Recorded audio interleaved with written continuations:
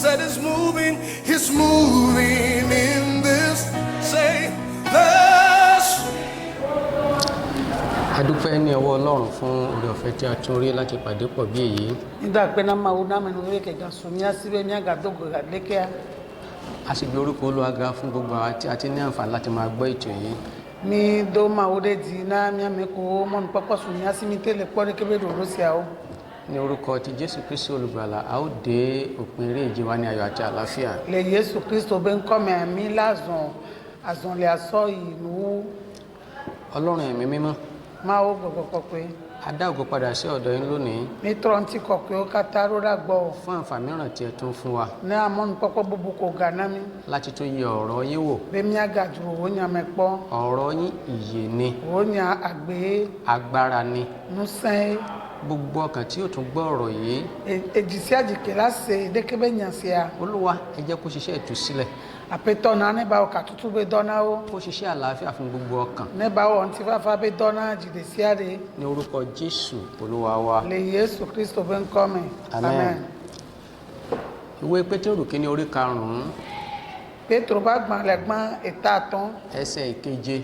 Kúkú André. Òun náà sì ni ẹsẹ̀ Bíbélì tí à ń tẹ̀lé Eye ní Bíbélì bẹ́yìn àti kí ó émi lè pọ̀dọ́ wa. lábẹ́ orí ọ̀rọ̀ tí a ti ń bábọ̀ wá. Lè ìtayàn ké mi tó ẹ jẹ́ sọ́kàn mẹ́tẹ́dí a. Àkọlé kan A lọ ìmúdó jìjí. tàbí àròkàn. Àló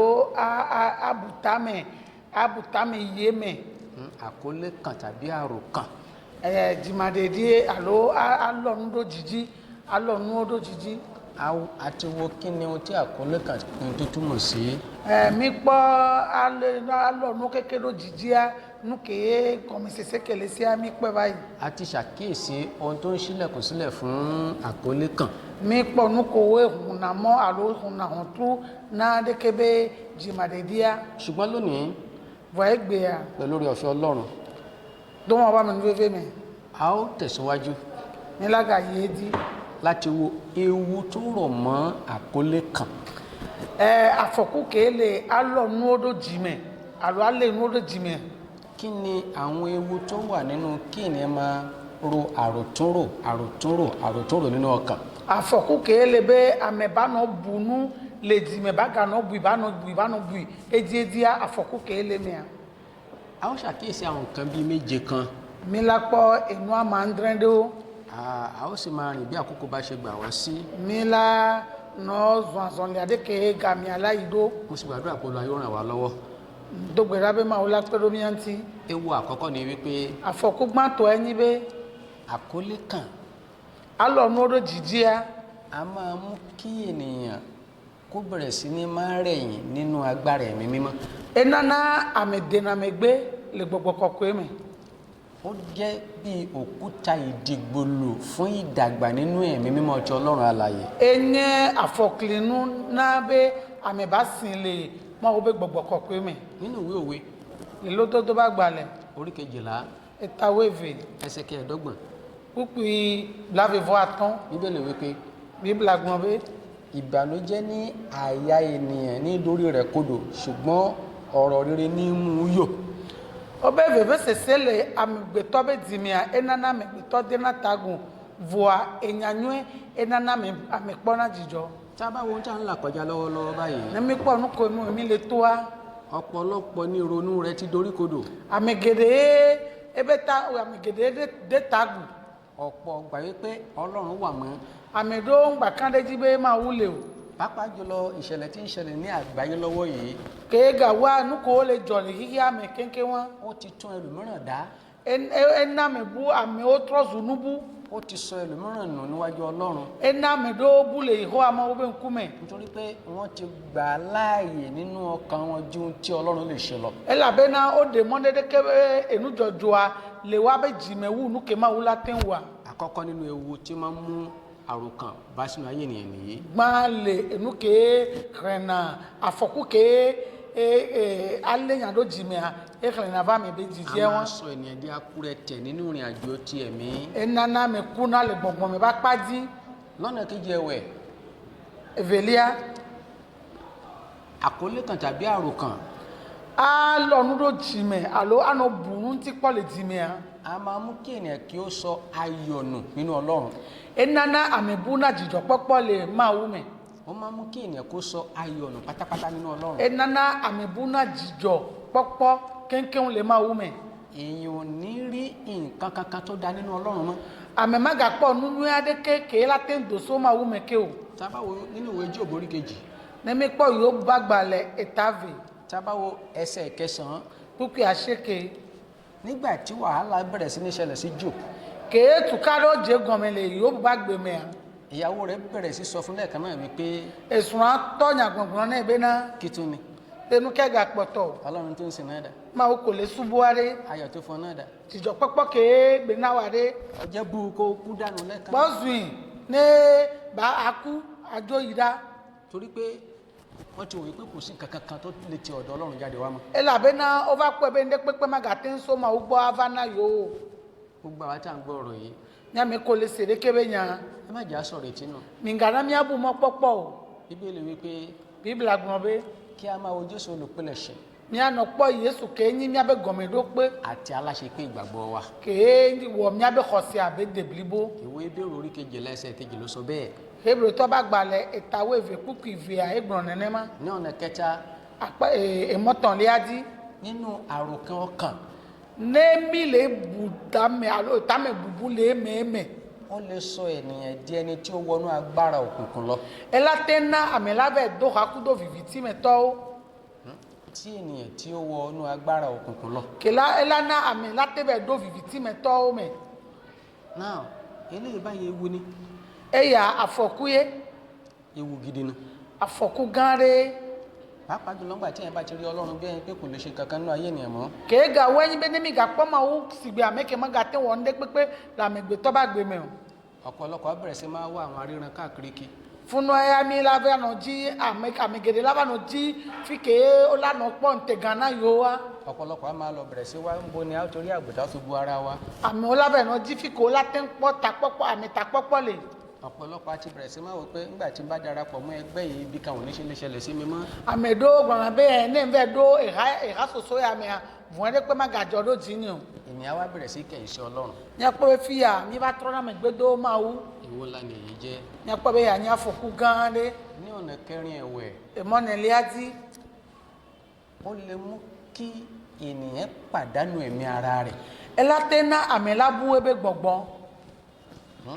ó lè mú kí ènìyàn kó pàdánù ẹ̀mí ara rẹ̀. Ẹlátẹ́ná àmì lábú ẹ̀ńtọ́bẹ̀ gbọ̀ngbọ̀n. tá a bá wo lónìí. Ní mi pọ̀ ẹgbẹ́ à. ọ̀pọ̀lọpọ̀ ló ń lọ pokùnso. Àmì gèdè ó fẹ́ dóná kàvé. ọ̀pọ̀lọpọ̀ ló ń lọ gbé òògùn jẹ. Àmì gèdè ó fẹ́ sọ́nà tí kenu nà. tí wọ́n rò pé kí ló tó kù fún ayé àwọn mọ́. Yóò gbọ̀nà bẹ́ẹ̀ nukẹ́gà pọ̀tọ̀ náà yòówó. Ọlọ́run ò ríran rí àwọn mọ́. Bẹ́ẹ̀ máa ń gà lè pọ̀ yòó ń tọ́tàn. torí pé wọ́n ti wò wípé Ẹlàbẹ́ náà ó kú ẹ̀bẹ́ náà. pẹ̀lú tí ń ṣẹlẹ̀ yìí Inú kele jọya. kò sí ọ̀nà àbáyọ kankan mọ́. Ìmọ̀dé pé ń gbàlẹ̀ yòó látẹ́ sọ́tò èmẹ̀dò. àwọn ewu tó rò mọ́ àròkàn là ń ṣàkíyèsí wọ̀nyí. Àfọ̀kú kéékù dó alẹ́ nyàdé jìmẹ̀ àló ànàbùnyàn tí pọ̀ lè jìmẹ̀ à. tí Éèyà. ènìyàn bá ti gbé ọkàn rẹ̀ kúrò ní ọ̀dọ̀ Ọlọ́run. Náàmì gbédè méjì jó lè máa wúgbó a. ọ̀pọ̀lọpọ̀ ewu òun ló rọ̀ máa yọ onítọ̀hún. Àfọ̀kú gèrè yékù dó dé kébà mi àbágbé ntí. ní ọ̀nà karùn-ún ẹ̀wẹ̀. Àtọ́nlẹ́à mú àtọ́nlẹ́à. a máa mú kí ènìyàn kó bẹ̀rẹ̀ sí ní ṣìwàhù. Enana àmẹ́zánná dẹ̀ àpásàgà. ẹlòmíràn á bẹ̀rẹ̀ sí máa lọ mu oògùn olóró. Àmẹ́dó wa ó lábẹ́ náà nu àdínú àtàbáwó. ẹ̀rẹ̀ ẹlòmíì á bẹ̀rẹ̀ sí máa lọ mu ọtí. Àmẹ́dó lábẹ́ náà nu àhà. ẹlòmíì á bẹ̀rẹ̀ sí máa mu sìgá. Àmẹ́dó fẹ́ rí ọ̀nà sìgá. pé màá máa fi pàrònú rẹ̀. Bẹ́ẹ̀ asọ́ sìgá asọ́ náà de susu dá. tí n bá ti mu ògùn méjì ń sìn. Bẹ́ẹ̀ ní ìgbénu àtùpá mẹ́fẹ́ fífi pọ̀ à. gbogbo ohun tí ń ṣẹlẹ̀ sí mímọ̀ nínú rónú Ndé sí adé kéèlè jọ̀dọ̀ jìyàn máa ń rọ̀ bẹ́ẹ̀. gbogbo àwọn nǹkan wọ̀nyí Dékébé nu kéńké wọn. wọ́n máa ń dákún ìṣòro ni. Ega hẹ̀nà kò hé vana kò hé díé. torí pé ńgbà tí ènìyàn bá mu títán Elàbẹ́ náà ní ònù àhàvọ̀. tó bá dá lójú rẹ̀ Ní àhàkọ́lì nkúmẹ̀ náà wa. ìṣòro yẹn á tó tẹ̀síwájú. Ní akpọ́ bẹ́ fún pépé àgàjẹ́ fún pépé díé. tó bá mu sìgá tán Náà mẹ́ ayọ̀ sìgá vọ̀ a. á tún dá ìsàn sílẹ̀ mìíràn nínú Elaga àgbàrá. aba hẹ̀dọ̀ lélẹ́ búdó fadéké bá mi àbá gbèmẹ̀ é. ní ọ̀nà kẹfà Èmú àdẹ́nlẹ́à. a máa sọ ènìyàn di aláìsàn. eva nana ame enana ametrona zuna dono a máa sọ ènìyàn di aláìsàn. enana ametrona zuna dono ọ̀pọ̀lọpọ̀ á sọ pé àwọn ò lè jẹun, amerola be yonga tele dunu o àwọn ò róró sùn. yonga tele dano bẹ́ẹ̀ ni nene be lanu ewa ìdí ni wípé ela bena wọ́n ti kó ọ̀pọ̀lọpọ̀ ohun tí ń ṣẹlẹ̀ lọ́wọ́lọ́wọ́ ẹ̀ sọ́kàn. ela bena o lo nu ko le jo gapopo ya me o lu edo jiji ọ̀pọ̀lọpọ̀ tí a ṣe Ọlọ́run sì rí mi báyìí, amerola no gbon be de ma o le pom fifia ó sì mọ ohun tí ń ṣẹlẹ̀ sí mi báyìí. de be nyanu kele jo ro jinya Ọlọ́run ó sì lè ràn mí lọ́wọ́. de ma o latin pere ntinya nípa bẹ́ẹ̀ to ya me a ìrònú á wọnú ọkàn, tame bubulava wọn ò ní lè ní àǹfààní àti lè jẹun dáadáa, mi akpo be ma gate won dunu nyu ede o wọn ò ní lè ní àǹfààní àti lè sùn dáadáa. o ma gate no mla yin nyu ede o ọkàn kọ́kàn tí ò bá ti lè sùn dáadáa ejisi ajike mtele dano nyu ede o wa kò ní jìnà sí ẹ̀jẹ̀ ríru. mi akpo be ma didiro tension gbo nígbà tí ẹ̀jẹ̀ ríru bá dẹ̀ ti wọnú àgọ́ ara ènìyàn, nerekebe amia ehun sogbo ehun le sugbo nepo a ó lè ṣílẹ̀kùn sílẹ̀ fún àìsàn tí onítọ̀hún máa sì títí láéláé. mi akpo be latin de humona edoleleke ma vogbede leleke ba mi abagbezi o ní ọ̀nà keje, emo andreji a máa jẹ́ kí ènìyàn ó ṣì wà òṣùfù sí alábàágbé rẹ̀. enana amilava no zand ne kemu de be ba zando ameko trode o tábà wọn nínú ìwé Sámúẹ́lì kìíní nimi kpo Samuel gbon orí 19 chapter 19, etawe aseke tábà wò nimi kpo e Saul Saul ó kó ọ̀rọ̀ Dáfídì léyà, mi akpo be elo David be enyaro jime ó bẹ̀rẹ̀ sí ní rò nípa Dáfídì gan, ele butame kuro David nti débi wípé ó ronú ó fún àwọn èèyàn pé ẹ̀kan ti ẹ̀ pàdánù. ye bele butame be ba to na mo be one wi na e àwọn ewu tó rọ̀ mọ́ àròkàn nìyí. mi akpo be afoku ke kudo alonyado jime alo alenyare jime e ya tábà wo Rákélì nimi kpo Rahela nígbà tí ò tí bímọ, ke npo divio wa ẹ̀gbọ́n rẹ̀ sì ń bímọ, dada le divi ó lọ bá ọkọ rẹ̀ wípé eyi sun agbo fún mi lọ́mọ, ebe nam vi maji tó bá ti fún mi lọ́mọ no ngbe nam vi opo a para mi ní. ma wudo konye àròkàn nìyí. nya kpo be alenyado jiji e won àròkàn ó máa ń lé ènìyàn pátápátá níwájú Ọlọ́run. nya kpo be nemi lonyado jiji sugbo a nya kpo be enyana mejo le Yehowa ma obe nkume ará nínú Olúwa, tonyo le Kristo me pàápàá jùlọ gbogbo àwa tí a ní àǹfààní láti máa gbọ́ ọ̀rọ̀ yìí. ke ga wa mi ameko do monu papa mi le sere kebe nya Bíbélì wípé bibla gbon be ẹ jẹ́ kí a kó gbogbo àníyàn wa lé Olúwa lọ́wọ́. bibla be mia lo mia be kuheo alo mia be jiji nyo keke wa mia lo edo Yehowa ma oba lo me ṣẹ́rí tí ń ṣẹlẹ̀ lọ́wọ́lọ́wọ́ yìí enu kele jo fifia ìjì ni, ahom benyi afẹ́fẹ́ ni, aya popore benyi yóò sì padà dáwọ́ dúró. elava note mo sì fẹ́ kí kíní kan dímọ̀ fún wa wípé vandem jibe mia nyenyi be tí ìjì bá jà ne ahom letu a máa da tọwọ́ rẹ̀ sílẹ̀ náà ni. eva dana si edo ko gbereka la tote a ní bá àkókò yìí lọ. mi ma ten de kebe yi keme mi le to a mi ma tie me o bí Olúwa ti ń bẹ tí ẹ̀mí rẹ̀ sì ń bẹ, siwere ke Yehowa le be gbongbon le ya tí a bá lè fi ọkàn wa fún Ọlọ́run. ne mi so mi be dina ma wa mo fi Ọlọ́run ṣẹ̀rí wípé ye mu so ma u so di da se na mi be àwa la ó borí àkókò yìí, nyawe la du de kebe yi ya di kì í ṣe pé àkókò yìí ni ó borí mo wa. yin eyi si e la du mi ya di o níwọ̀n bá àgbà tí a bá ti fi ọkàn wa fún Ọlọ́run, ne mi so mi be di so na ma wa pẹ̀lú oore ọ̀fẹ́ Ọlọ́run to ma oba mi nu fefe a a tún tẹ̀síwájú